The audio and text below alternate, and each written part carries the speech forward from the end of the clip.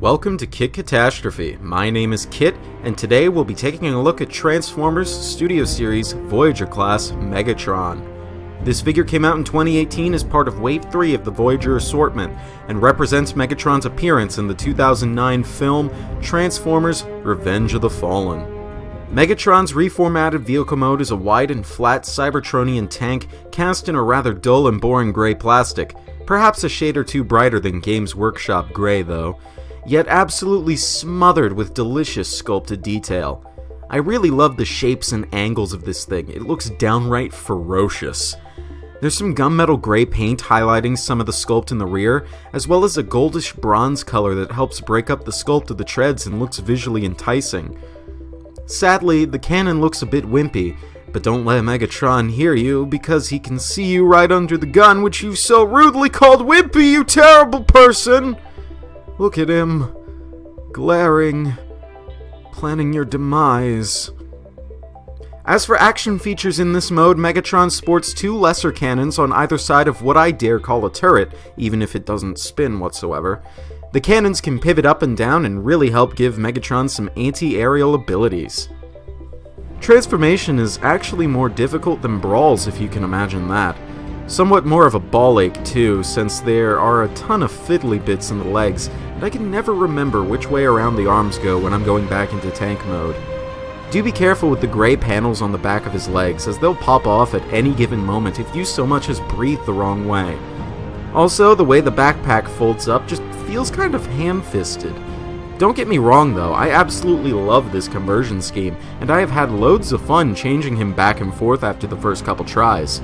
It's just that you have a lot to be mindful of, which can get frustrating for some people. Never have I ever seen such a glorious rendition of Megatron's form from Revenge of the Fallen.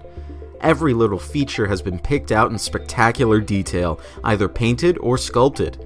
He manages to evoke the fiddler crab aesthetic of his movie design without turning the left arm into a cannon like the original Voyager, or an afterthought like the original Leader.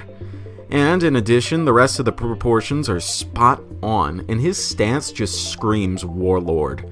His head sculpt is wonderfully sculpted, and even features some touches of paint on his golden fangs and his beady red eyes. At times, he can be absolutely frightening. On his back, he features the massive thrusters he featured in his model done up in a brilliant silver paint.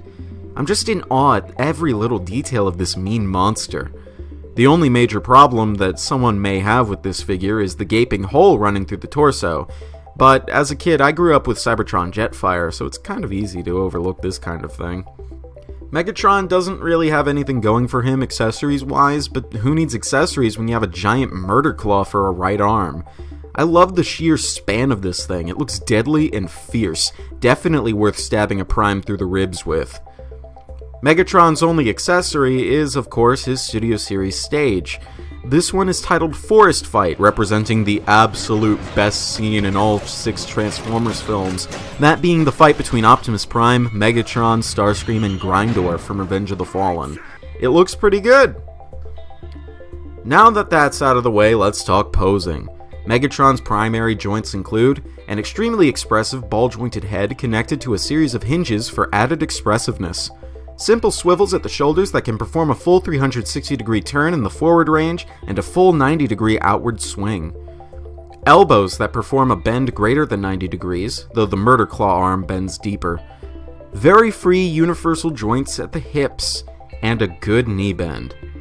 As far as secondary joints go, Megatron has bicep swivels that can perform a full 360-degree spin, thigh swivels which can perform a full 360-degree spin, and ankle tilts to aid in more natural posing. Megatron's tertiary joints include articulated fingers on his left hand and an articulated, nondescript digit on his murder claw.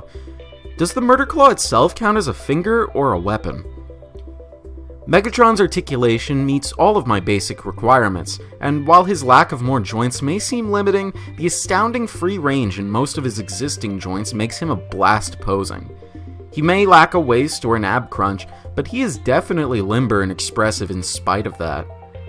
Studio Series Megatron is a very good figure, hands down.